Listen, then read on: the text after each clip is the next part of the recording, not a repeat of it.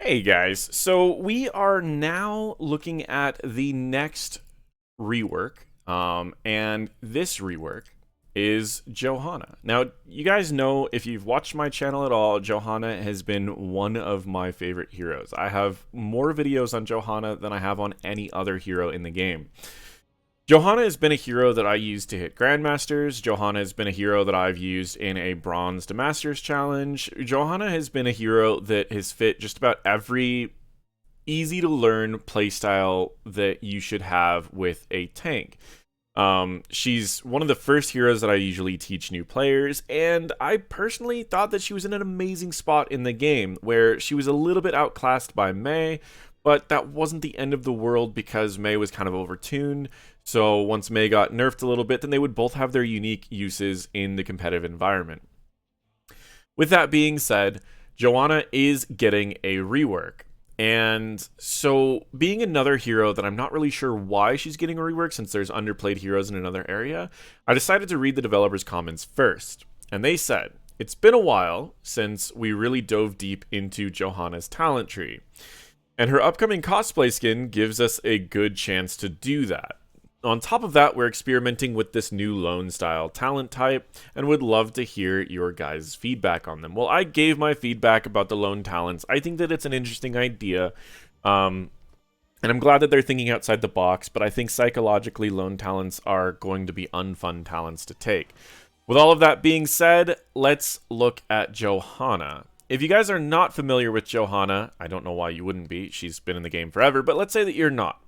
Johanna is based off of the Diablo Crusader, and the Crusaders in Diablo, thematically, were known for being kind of a CC tankish person to add to the game. They could solo things because they had a lot of damage while still being tanky enough and applying enough CC that if you did want a tank in your Diablo run, they could do their job.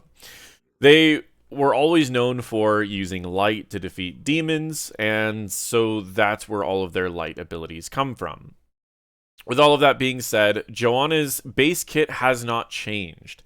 Her cooldowns and abilities still are exactly the same. For those that don't know what her abilities are, Punish is a small ranged ability that will slow people. It's a decent slow to start, but it decays and gets to a lighter slow before fading away. Her W is called Condemn. I generally call it the Scoop. You can scoop up everyone. It does a light stun as they're traveling to you, but then the stun is removed when they land. It's a pretty decent tool for peeling away from your team or setting up stuff for your team, where if someone's jumping at your team, you can pull away their hero, slow them, and then you can kind of walk back to your team if needed. But it's not that great to peel off of your team if you're already standing with your team, because you have to basically run into the enemy team to then pull them away and then use your slow. Her abilities work really well in when you use them together, because scooping people up makes it easier to hit more people with your Q. And you can see that I kind of do a little bit of a fluid movement. I like to pull people in and then I move away before using my Q and then moving back away again. Her last ability is Shield Glare. Shield Glare is a pretty solid blind. It's one of the longest range blinds in the game, with the exception of like Artanis' ult. But it is on a rather long cooldown, a 12-second cooldown. It does almost no damage by itself, but it does do a pretty decent blind. You can see that your W does more damage, and then that's also tripled against minions and mercs, where your E does less than half of the damage of Condemn and less than a fourth of the damage of Punish. So you can see your shield is basically just a blind, and that's about it. So that is your kit. At the end, you have a trait called Iron Skin. You activate this to get a pretty decent sized shield, about a fourth of your health, a little bit less than a fourth of your health. And then you get you're unstoppable for 4 seconds or until the shield is broken. So unstoppable means you can't be CC'd or anything, which means that this is a great tool to get out of a fight. Oftentimes, if the fights are getting a little bit later, I like to set up with a blind as I'm getting close, get everyone, put a shield on, and get out of just about anything, giving my team enough time to react and potentially follow up what's going on. Now, her talents are what has been changed, so I'm going to treat every talent as a new talent and go through this as if it was a new hero. Level 1, she has new talents. Zealous Glare. Shield Glare gains an additional charge. So you can blind people for a little bit longer, or you can save it for different opportunities. Maybe an Illidan jumps into your team, you blind him, and then he starts running away, and then he decides to jump back in later. You can blind him again. Another use for this is you could blind the Illidan and then blind the Greymane, so that neither one on your team is really taking a lot of damage. You can overlap it onto the Greymane and blind him twice for 3 full seconds, or you can do the same thing with like an Illidan.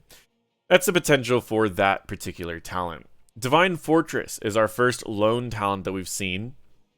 Gain 20% maximum health. Every death reduces this bonus by 5%. It only reduces this bonus, so at the very least, you just lose the lone value. You also have an extra thing. This is basic attacks against a hero. Grant 8 physical armor for 2.5 seconds, stacking up to 40. This was nerfed from the time that we initially saw it. And it's just kind of a weaker version of the old reinforce that we used to see. It needs to basic attack heroes, which means you can't just stack this on a minion wave, then go into a fight and keep it stacked by auto attacking.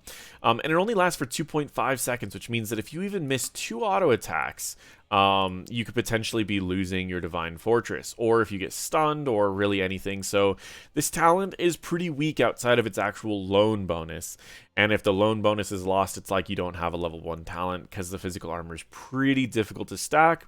It's difficult to keep stacked. It's only 40 armor, and it's only 40 physical armor. And then we go into Laws of Hope. Laws of Hope was an activatable that would heal you a little bit of your health over time. It would increase your regen, and then you could activate it to heal a good amount of your health.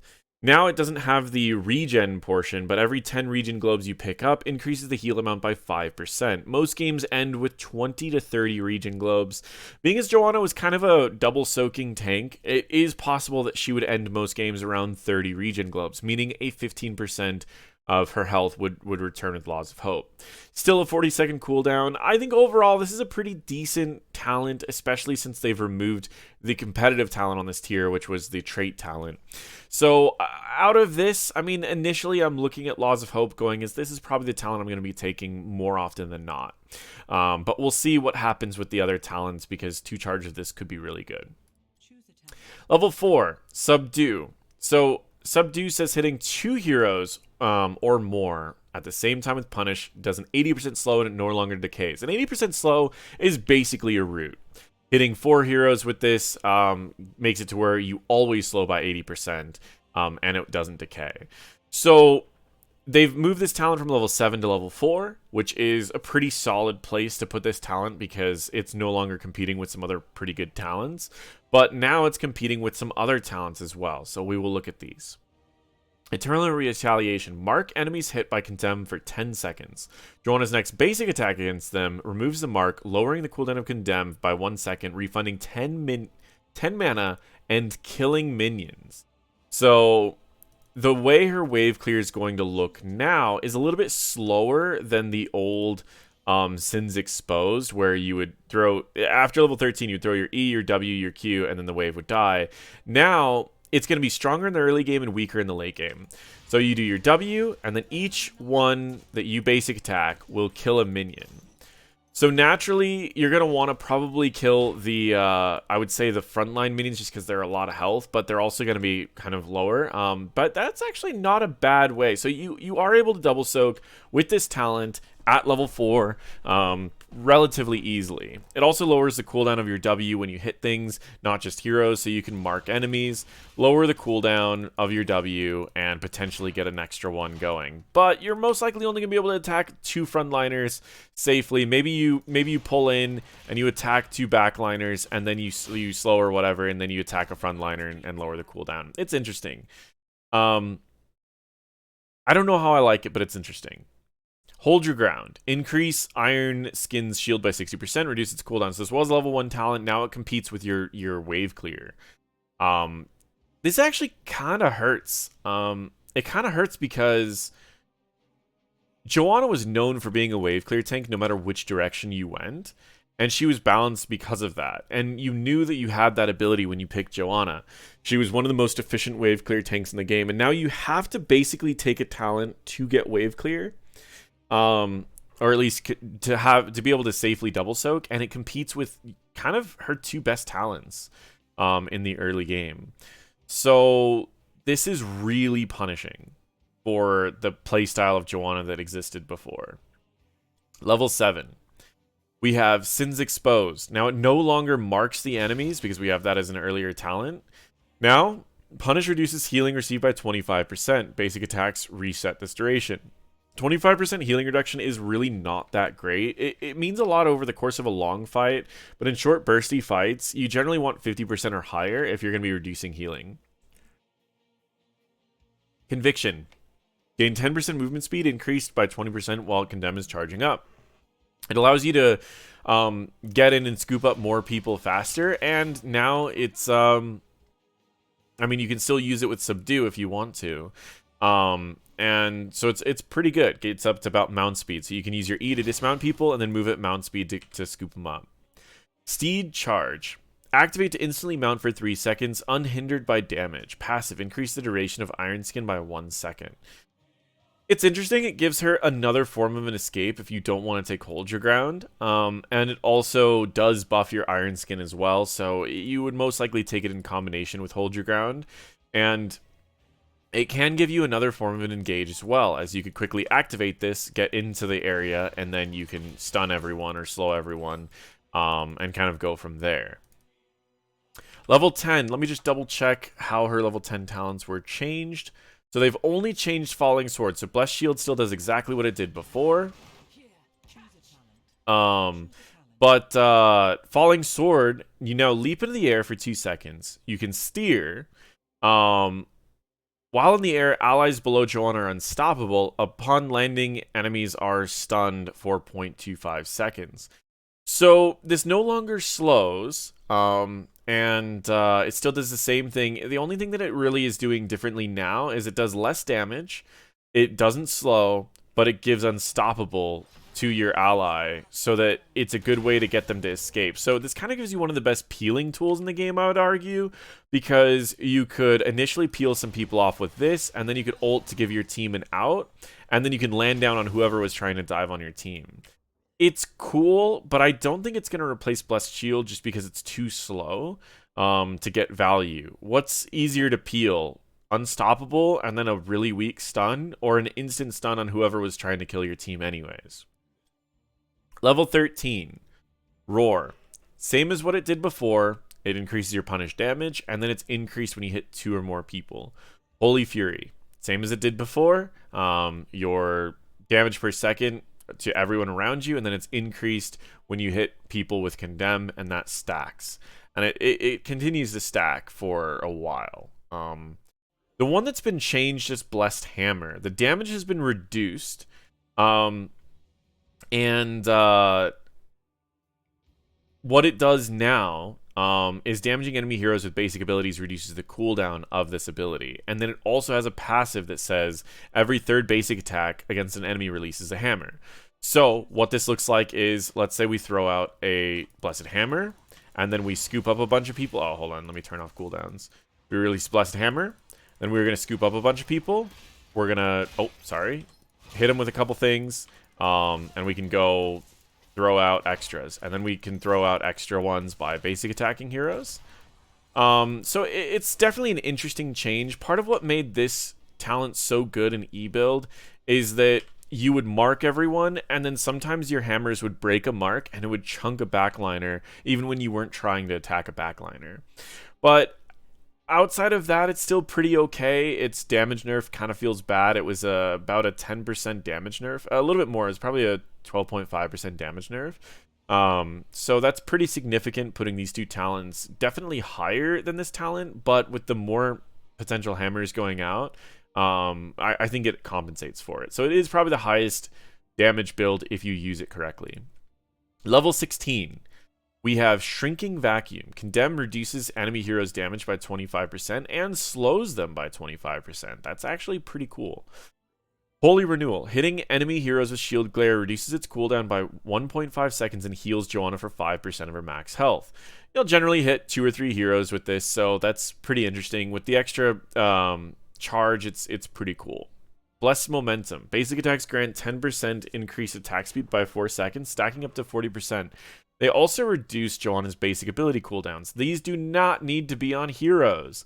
So this could speed up things like Merc Clear. Not that you need Merc Clear at level 16, but that could do something like that. Again, my biggest concern is that this is putting this competing with a talent like Holy Renewal, which these used to go in combination so that you could have constant heals going out throughout the fight. And so my biggest concern, I guess, with this rework is that it feels weird. Everything seems to be competing with things that used to be really good. The only thing they changed at level 20, Indestructible is still here, Blinded by the Light's still here. The only thing that they have changed at level 20 is Heaven's Fury. Falling Sword rains down Holy Bolts, dealing damage to enemies, healing allies, and reducing its cooldown by 2 seconds. So if you use this on allies, let's see if I can hit an enemy and an ally. You can see the cooldowns being dropped significantly. So you can give your allies Unstoppable and heal them. This would be a really cool ult on, like, a healer. But being on a tank, it feels bad that you basically are no longer annoying the enemies and distracting the enemies. And now you're just... it's a cool peel tool. Is it overpowered? No. Is it good? It could be good.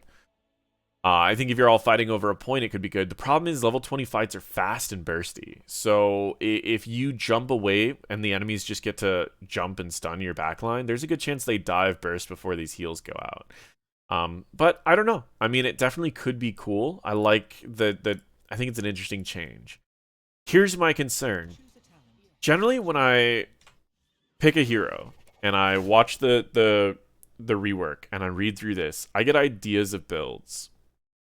And I usually can come up with 3 builds, and oftentimes one of the builds that I recommend ends up being the meta build, where the other 2 have their potential but don't always see the light of day. I don't really know where to start. I feel like an E build could have potential, but where you used to have really good E talents, they now compete with each other. So if I go E here, I would probably go with this so that I can double soak for my team. And then for this tier, there's not really anything that I need, right? Because I feel like Steed Charge without taking Hold Your Ground is just not going to be as worth it. I'm just going to use my trait for escapes only. I don't really need the movement speed. So I guess I'd go Sins Exposed to like reduce healing, but I don't really like this talent either. And so there's nothing for E-build here. So I would probably just take this for a secondary escape. Then we'd go Blessed Shield because I personally would rather CC targets quickly. And then for E-builds, I'm going to be hitting a lot of targets, so this is going to be a Blessed Hammer. And then I'm at a kind of a crossroads. If I want more E thrown out and more procs and Blessed Hammer, I would go Blessed Momentum. But I'd probably go Holy Renewal because it does lower the cooldown of my E. And then I would most likely go Blinded by the Light because the more people I hit with Shield Glare, the lower cooldown I have with this. This is a great talent, don't get me wrong. But I think this would actually be pretty cool. So how I would be approaching fights initially is I would probably actually just mount up, go in, pull in a bunch of people, hit them, throw out a shield, potentially shield my team, lock down the enemies, get my cooldowns reduced for both of these, pop them again, and then I could go back in. Hitting with both of these, I'm actually getting really high uptime on my blinds. I could blind an entire team. If I'm hitting an entire team, I could blind an entire team for between the stuns, the blinds, and all the CC, and the double shields that I'm giving my team. It's a really strong start to a fight if I could ever catch the enemies clustered with a Steed Charge. It's very front-loaded in what this build does. What I mean by front-loaded is meaning that start of the fight, I've got a lot that's going to happen, but as the fight goes on, it's going to start losing its value. So I would say most likely this build is going to have 2 major bursts.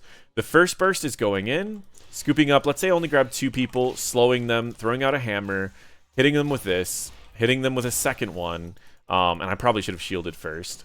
And then I'll do the second one right here, hitting them, shielding, and then doing that again, and then potentially getting a shield. So it would have 2 major bursts, then a bit of downtime. and then you might have a third option. So against auto attackers or backline, I think this has a lot of potential, and it's also good against enemy divers because you're going to be giving a lot of shields to your team. A lot of hammers are going to be going out. You still have the ability to double soak, which kind of is nice there. So I would say that is going to be kind of your bursty potential build. Now I'll go into what the competitive build most likely is going to be, and the competitive build most likely is going to look like this. You go Laws of Hope for survivability, potentially Divine Fortress depending on if you need early objectives or not, but you probably go Laws of Hope, you go Hold Your Ground, you go Steed Charge. And I would imagine this is going to be more of the competitive build because it gives you what you need in the team fight. You're going to have a low cooldown trait. You're going to have your trait lasts longer. You're going to have the ability to mount up and move around fights. You're going to still be able to CC people. I think anything on this tier works. Roar is going to be burstier, and so Roar is probably going to be the picked in the competitive scene. And then potentially Shrinking Vacuum so that everyone's slowed after you get in, followed by Indestructible so you don't get blown up. And that's probably the competitive build. You're going to go in, you're going to get dismounted, you're going to dismount the enemies, mount back up, you're going to pull in everyone, hit them with a burst, hit them with a stun, and then kind of go from there. And you can use your trait to get out. Big trait lasts a long time, and when you're ready to go back in, you can kind of go back in with your abilities again. The only thing that kind of bothers me about this is that you generally use your W and then your Q, so the slow part of shrinking doesn't really do much, but it does reduce their ability to fight back. I think this is close to what the competitive build might be, but again, you're going to lose that double soaking potential. And so now we come down to kind of the Bruiser build. The Bruiser build is going to be a little bit different. We want to stay in fights a lot longer, but again, without the extra healing for yourself, it's kind of risky. So we're going to take Laws of Hope just so we have the ability to heal ourselves. We're going to take Eternal Retaliation so we get the lower cooldown on our W. And the goal here is to take these really long, drawn-out fights, and we want to keep the W cooldown really low. So we want to get that extra movement speed, Bless Shield, but we could also go Falling Sword so that we have an escape, and we can peel for our team. But this build's going to have a ton of peeling. And then Holy Fury, potentially, or Blessed Hammer, because the cooldown of this is still going to be lowered. So I'm going to say Blessed Hammer because we want to stay in the fight longer. And if we want to go in and out of the fight, this gains value, but this doesn't. And then we're gonna go Momentum. I think I was thinking about this talent a little bit, but I don't think I'm gonna end up recommending it just because in a long drawn out fight, I think we're gonna have better luck going with Momentum. And then you can go with Radiating Faith or Blinded by the Light, but I almost want to recommend Blinded by the Light, just because we're gonna have that low cooldown on the E. But we're gonna go with Radiating Faith, and I think this is actually gonna probably be one of the best builds for Storm League because you can double soak and get a lot of stacks of Laws of Hope. And then you can basically just stick with people, auto attack, and spam your Blessed Hammer. And so entering a fight is you're going to want to stay mounted until you can enter with a W. So you'll start your W, you'll press your 2, you'll hit everyone again, you'll do a second 2, you'll lock everyone down, and then you'll have your second W going.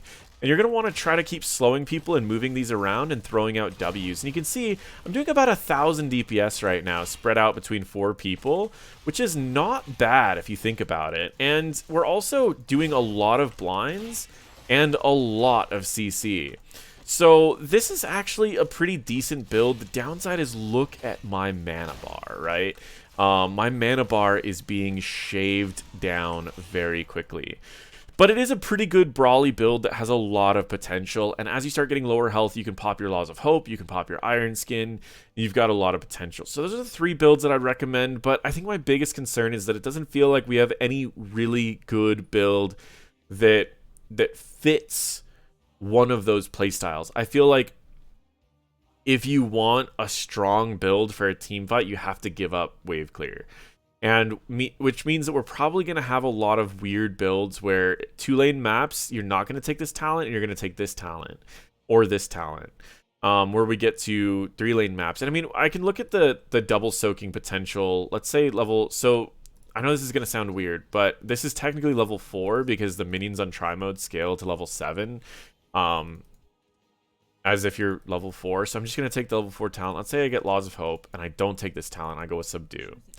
I'm not going to take a level 7 talent. I'm curious at what my wave clear is going to be. If I go like this, this, 1, 2, 3, 4, 5, 6, 7 auto attacks. My attack speed is what? A little bit less than 1 per second. So that's 9 seconds. 1, 2, 3, 4, 5, 6, 7. Mount up. It's possible to double soak without the level 4 talent.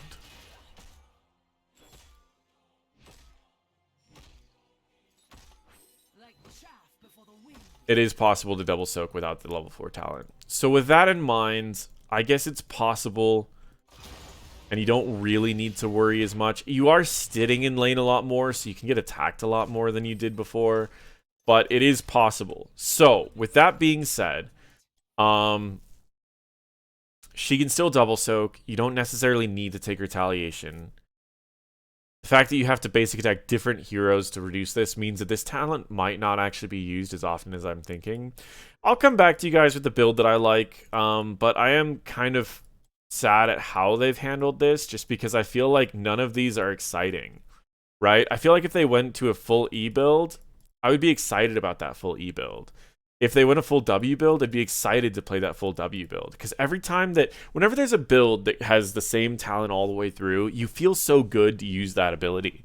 Because it's like, oh, like it does all these different things. But I feel like I'm not excited about any of these particular builds. I'm more just like, all right, here's some individual talents that seem kind of cool. Like I like the new Blessed Hammer. I think Steed Charge is kind of neat. I feel like I'm going to use this more often than is probably worth it. When Conviction's probably just as good, since it puts you at mount speed every time you press W, which is probably better than Steed Charge. But whatever. Also, does Steed Charge dismount you after 3 seconds? Or does it just make it to where you're not untargetable? It does dismount you after 3 seconds. So, I don't know. We will see. I think it's cool that there is a tank with a peel option. And it's interesting. I mean, this could be used in competitive. You know what I would expect this to be used for in competitive is the dumbest thing, is a solo laner, Johanna. Or you have a solo laner who has the engage for you, and you're using this as just a disengage. But I would imagine like a solo laner, Johanna, could actually be used in competitive just to give your team 2-second cleanse. Because combos kind of wipe teams in competitive, so to be able to pop your ults and like a Garrosh is running into your team and you know he's about to taunt and you just drop a falling sword and the taunt doesn't work, your team walks away before the mages through all of their abilities, you jump down, like I could actually see you flanking as a solo laner and saving your team and then just going and just annoying them like crazy. But yeah, I'm not sure. I feel like her damage is down. I guess it's around the same as where it was. I'll come back to you guys on the ideas for builds for this, because I'm not really sure. I need to test these talents a lot more and see how they work out. But I think that those 3 builds are a good starting point for everyone. Hopefully you guys like this video, and let me know what you think about this rework down below.